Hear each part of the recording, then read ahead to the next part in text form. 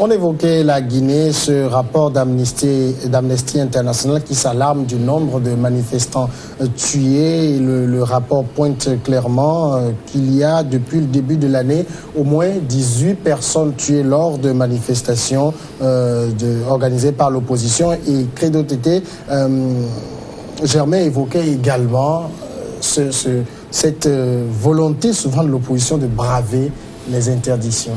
Non, moi je parlerais beaucoup plus de la responsabilité qui n'est pas assumée par nos oppositions africaines lorsqu'elles s'engagent dans ce bras de fer avec le pouvoir en place.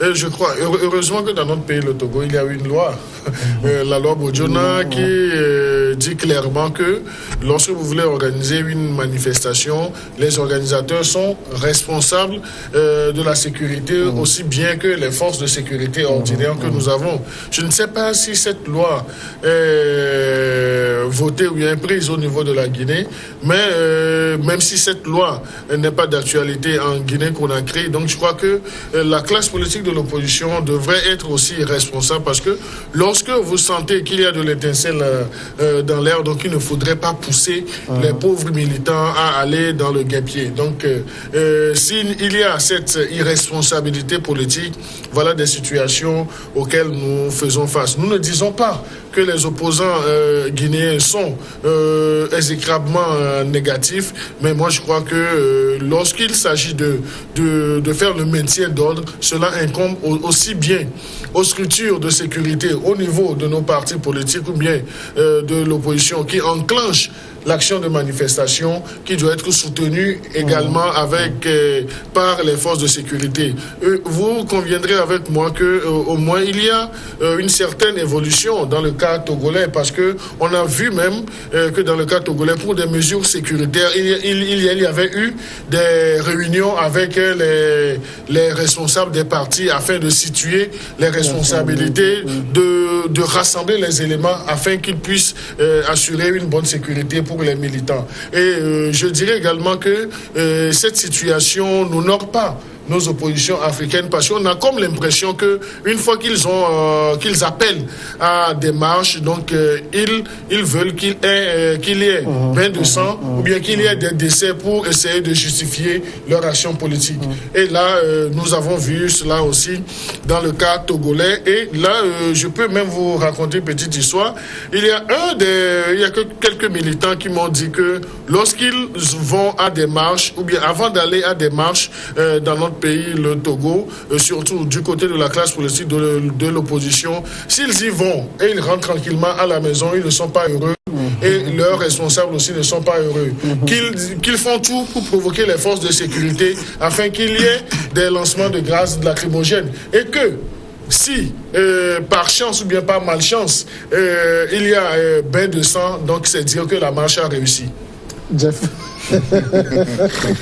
Non, vous savez, ça, je pense que c'est une histoire et quelqu'un peut raconter cette histoire, mais au-delà de tout, la responsabilité des responsables politiques de l'opposition dans nos pays africains, ce n'est pas leur idée première de pouvoir enregistrer des bains de sang, même si les gens veulent faire du sport à la suite des manifestations, ça dépendra d'eux-mêmes. Ce n'est pas l'objectif des responsables ou bien des organisateurs de ces manifestations. Je dirais aussi que l'Amnesty International, c'est une organisation sérieuse, et quand elle fait des déclarations, moi, je considère plus cette déclaration que certaines organisations de la société civile dans certains pays africains où on prend position dans les déclarations, où vous n'investissez même pas, vous faites des déclarations gratuites. Par contre, quand vous voyez la déclaration d'Amnesty International, on peut quand même voir le conditionnel qui est utilisé. Cela, ça veut dire que tous les éléments ne sont pas réunis pour confirmer ou infirmer les responsabilités dans ces situations. Mais je pense que Amnesty nous présente le tableau, que chacun arrive à prendre ses responsabilités devant ces situations. Et là, c'est là où je voudrais dire que les organisateurs des manifestations, quand je prends le cas de la Guinée dont nous faisons à l'heure, doivent savoir au-delà que à la fin des manifestations, je pense qu'on n'a jamais enregistré de blessés ou de morts du camp des responsables de l'opposition. Je me dis, est-ce que ces responsables sont informés s'il y aura affrontement et ils déguerpissent rapidement les lieux avant que l'affrontement n'arrive. Malheureusement ou heureusement pour eux, on n'arrive pas de blesser de leurs femmes ou bien de leurs enfants. Donc cela doit nous amener, nous Africains que nous sommes, qu'au-delà de tout, la politique, c'est d'abord un jeu d'intérêt. C'est-à-dire que nous pensons à nous-mêmes. Quand je prends le pouvoir, je pense à moi, à ma petite famille d'abord, avant de vous penser au bien-être de toute la population.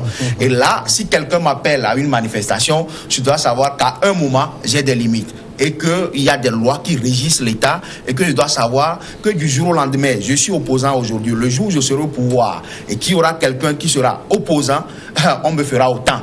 Et donc, je dois tout faire pour respecter les lois de mon État pour que je ne crée pas quand même le désordre à ce que demain qu'on me fasse la même chose. Donc nous devons faire beaucoup attention et quand il y a des lois, nous devons la respecter parce que c'est ça la démocratie en réalité. La démocratie qui est plus dure que la dictature, c'est le respect des lois. Quand vous ne respectez pas les lois, je pense que la démocratie ne pourra pas avancer comme le pense la classe des oppositions en Afrique. C'est vrai, jamais on dit qu'il faut respecter les lois, mais quand les autorités sont systématiquement dans l'interdiction, ça devient difficile aussi de respecter.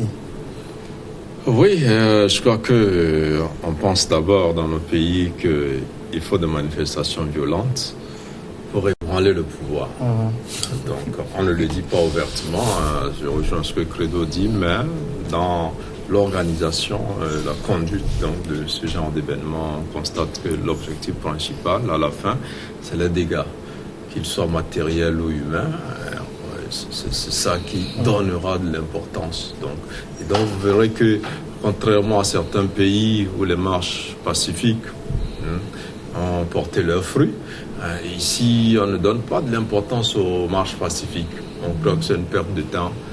Il faut aller à la confrontation, il faut inquiéter aussi bien les dirigeants que les autres citoyens qui seront bien obligés de ne pas vaquer à leurs occupations. Il faut occuper les rues, amener les gens à contourner, à parcourir des kilomètres pour aller à leur lieu de travail ou aller à leurs occupations. Donc c'est un peu cela la situation.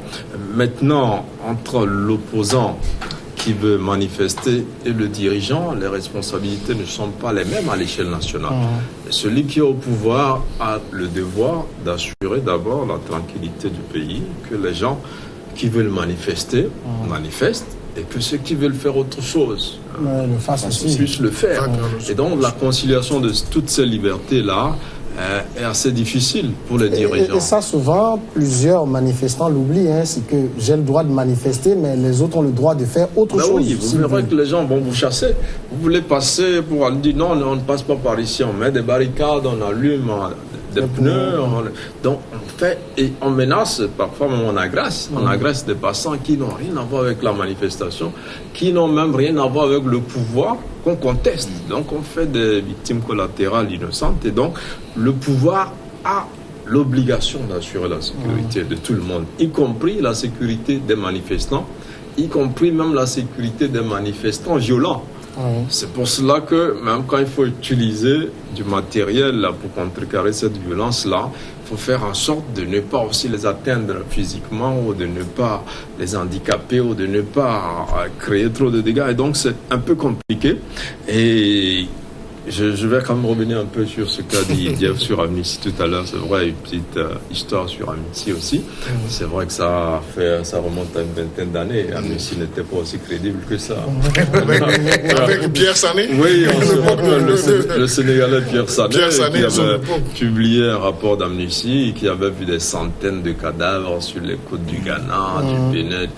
Il y avait une contre-enquête. Ça, c'est un cas parmi tant d'autres. Oui, c'est vrai que ça fait plus d'une vingtaine d'années. Depuis, l'organisation a mûri, a revu un peu ses méthodes de travail, a revu un peu ses rapports, même avec les États, parce que ça ne sert à rien de rester toujours dans la confrontation. C'était juste une petite parenthèse.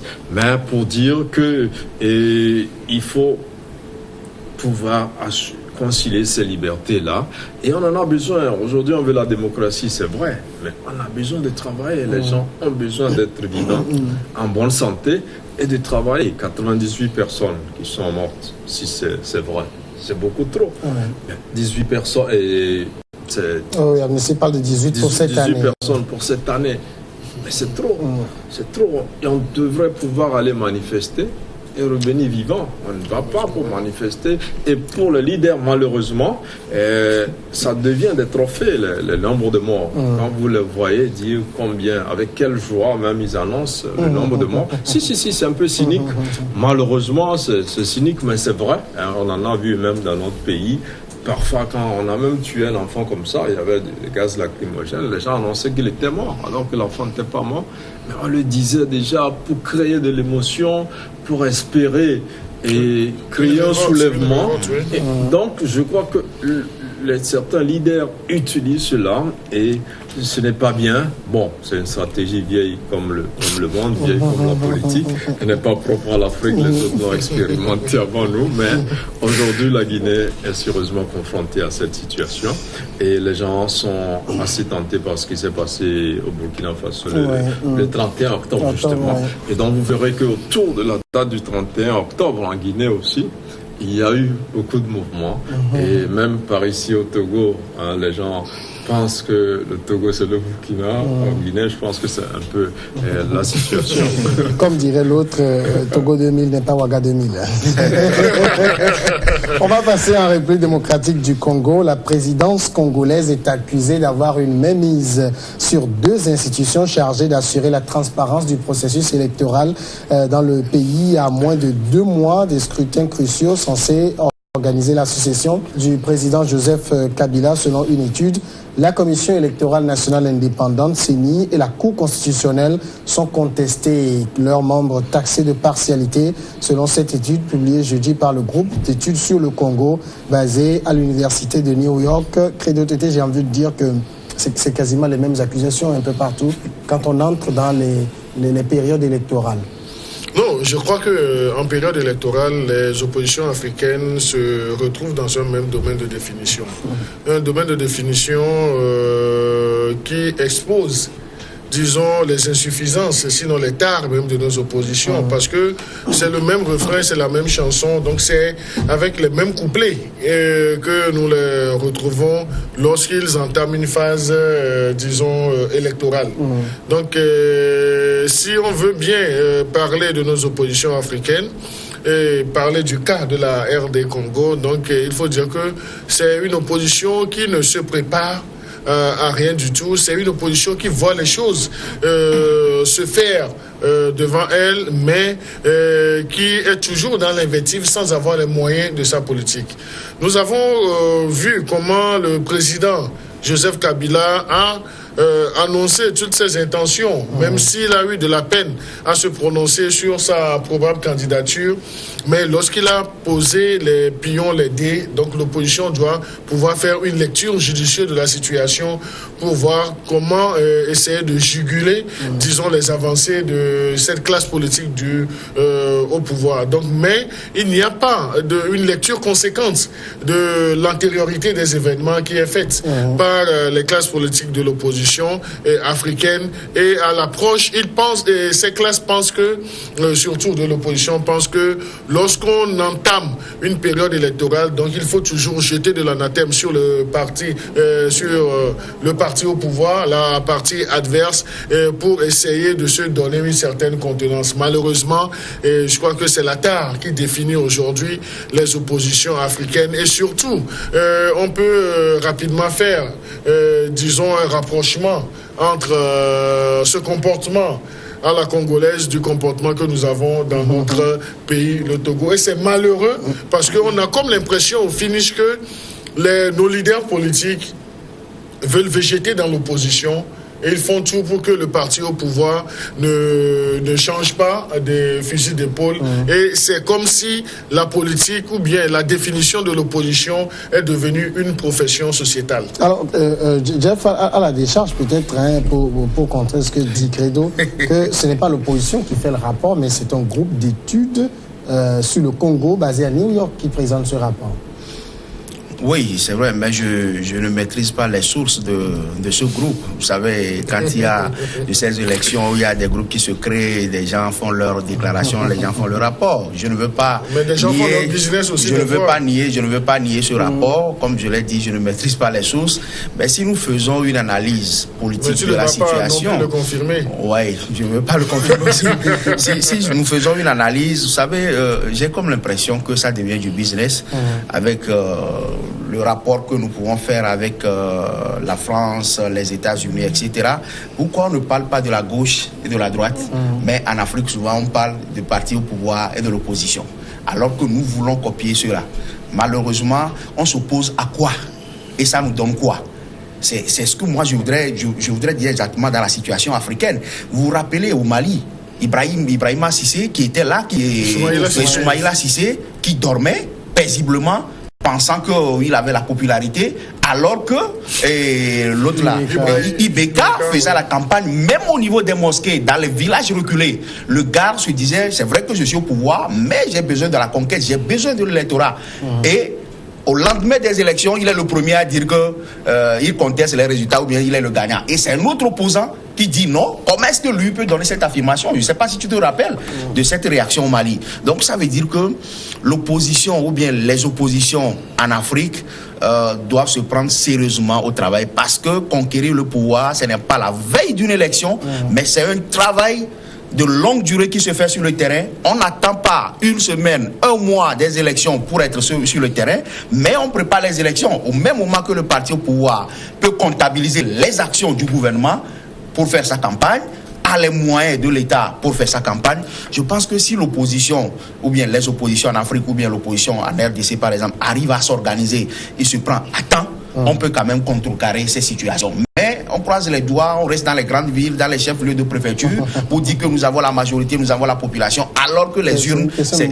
Oui, c'est pourquoi je disais tout à l'heure que le parti au pouvoir a toujours les moyens de l'État qu'il met au service ou bien qu'il comptabilise pour pouvoir faire sa campagne.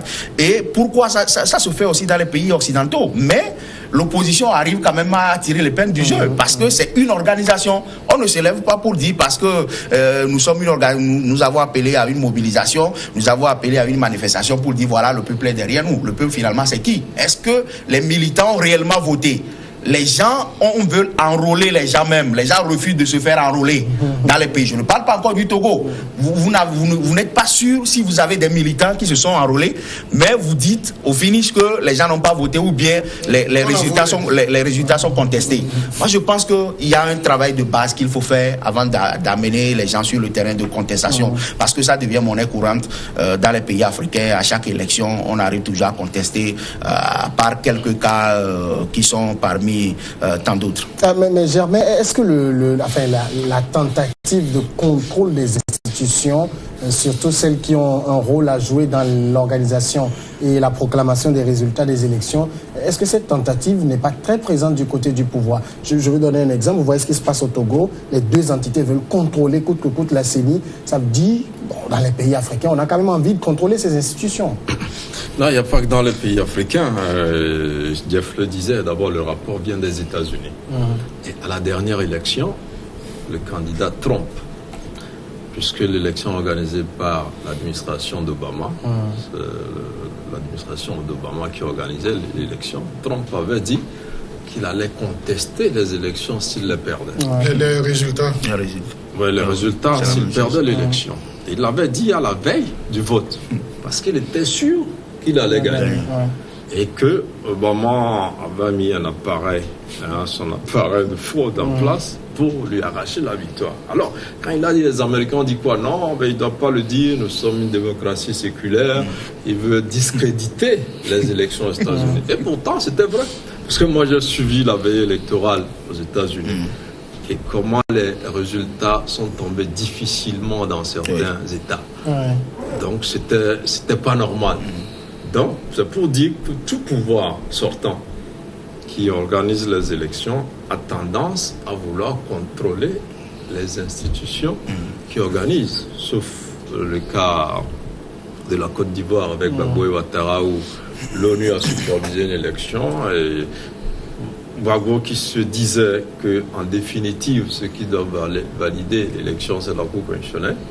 Lui, il a voulu avoir la Cour constitutionnelle, il a laissé la CENI à un représentant de Ouattara. Et vous avez vu que le représentant de Gbagbo a voulu déchirer les résultats.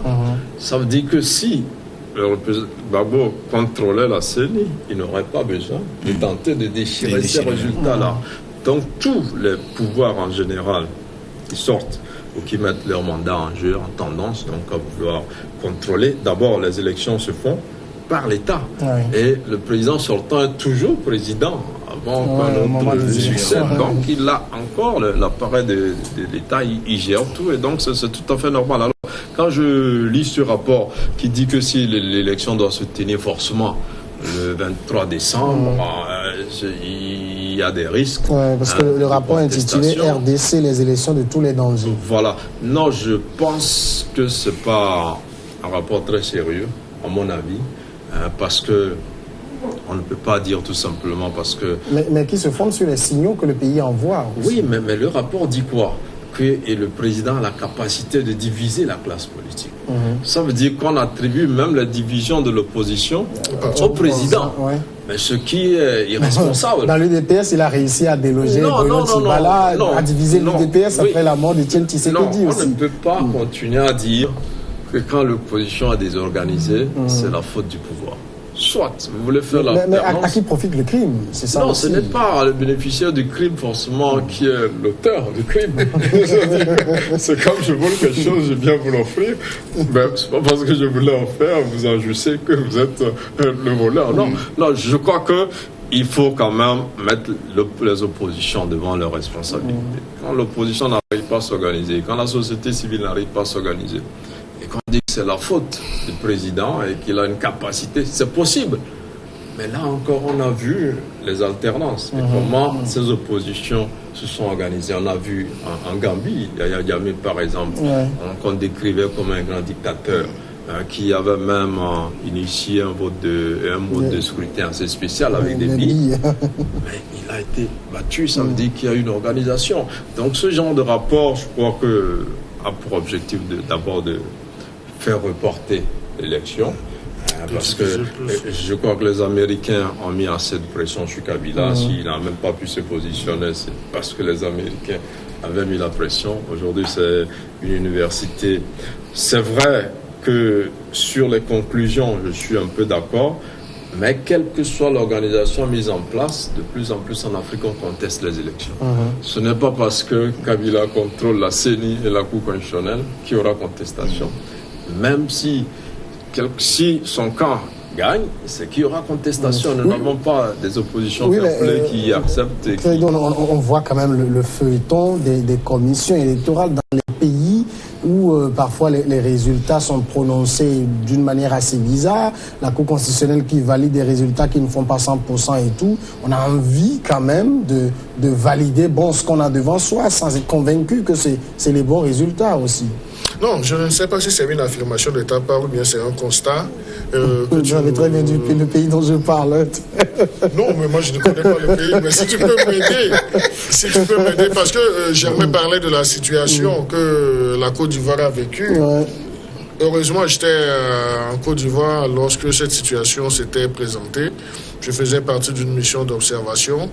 Nous avons nos avis sur les choses et autres là. Mais revenant à ta question qui m'intéresse, donc je dirais, en fait, c'est une situation qu'il faut déplorer, que toute élection soit objet de contestation du début jusqu'à la fin. Comment est-ce que nous pouvons faire en Afrique pour que nos élections ne soient plus source ou bien des motivations de contestation? Donc il va falloir que la classe politique, toute tendance combinée, s'organise et que chaque élément joue réellement sa partition. Il faut le dire, dans toute élection, il y a toujours ce qu'on appelle un mauvais perdant. Et lorsque le mauvais perdant se signale toujours d'un côté, donc on peut dire que c'est devenu une gangrène ou bien une épidémie. de la classe politique de l'opposition qu'à chaque élection de dire qu'on l'a volé. Et Jeff parlait sur ce plateau tantôt de l'organisation ou bien de la mauvaise organisation, mais de l'organisation de nos classes politiques africaines. Parce qu'on laisse l'essentiel, on va à l'à peu près et au finish, donc on se dit qu'on les a volés.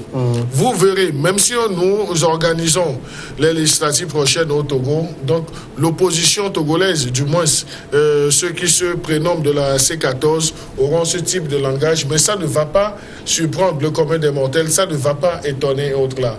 Mais je voudrais que tu me permettes de revenir un peu, disons, sur la crédibilité même de ce sondage et autres là, parce que à l'approche des élections, on voit des groupes organisés qui ont tendance à faire, à improviser, pas à produire, à improviser des rapports juste pour faire un peu du sensationnel, mais pour attiser beaucoup plus la tension sociétale. Donc, vous aurez remarqué que dans le cas de la RDC, avec, disons, l'insuccès du clergé, du clergé à faire chambouler les choses. Donc aujourd'hui, donc on peut aisément se baser sur un prétendu sondage provenant d'une université et autres là. Donc on peut douter même du mécanisme ou bien de la, disons, de la déontologie du processus qui a conduit à ce rapport et autres là, parce que rien ne dit. Donc nous avons vu tout dernièrement ce qui s'est passé au niveau du Cameroun, au pays de Paul Biya, où on a assisté à de pseudo-observateurs, des gens qui sont aujourd'hui poursuivis dans leur pays parce qu'ils ont tenu quelques propos, ils n'ont même pas ce type d'accréditation. Donc il faut que nous fassions très attention, et il faut que nous, dans notre démocratie africaine, que nous comprenions que, en fait, la solution ne doit pas nécessairement venir de l'Occident ou bien des puissances étrangères, mais il faut que nous nous organisions pour contrôler notre trou. Donc heureusement que la situation dont mon aîné Germain a parlé en Côte d'Ivoire, donc quelqu'un a voulu dupliquer cela au Togo, ça n'a pas marché. Oui, je voulais ajouter aussi que l'Afrique doit se réveiller. C'est le point de chute de Credo tout à l'heure. L'Afrique doit se réveiller en ce sens que, vous savez, les pays africains en réalité ne sont pas indépendants. Et les chefs d'État africains, les décisions sont prises ailleurs. Et si l'Afrique ne se réveille pas, si l'Afrique n'est pas consciente à un moment pour dire voilà ce que nous voulons faire de notre Afrique et que nous allons toujours faire la politique de la main tendue, nous allons toujours assister à ça. Parce que les chefs d'État en Afrique, à un moment, si on n'a pas la certitude de pouvoir remplacer celui qui est au pouvoir avec celui qui pourrait nous aider à continuer à piller les pays africains, je pense que ça ne marche pas. Et là, je pense que les Africains, en réalité, nous devons nous réveiller pour dire en réalité que les problèmes entre nous, les petites querelles entre nous, parce que quand je prends le cas du Togo, après tout, nous sommes tous des Togolais. Et les gens vont s'entretuer, vont s'entretuer, vont s'entre-déchirer même, voilà, à cause du pouvoir, parce que la personnalité ou bien la tête de quelqu'un ne plaît pas. En réalité, ce n'est pas un problème de pouvoir et autres. Je pense que nous avons si tu permets, je voudrais juste dire, lorsque tu parles du réveil de l'Afrique, ça c'est très intéressant. Mais ce réveil de l'Afrique doit impliquer le renouvellement du leadership au niveau de nos classes politiques. Je suis d'accord. Et les partis au pouvoir, et les partis au pouvoir, et les oppositions. Il faut donner la chance à cette jeunesse. Le temps est déjà parti. On va observer la pause et on revient après sur le Togo.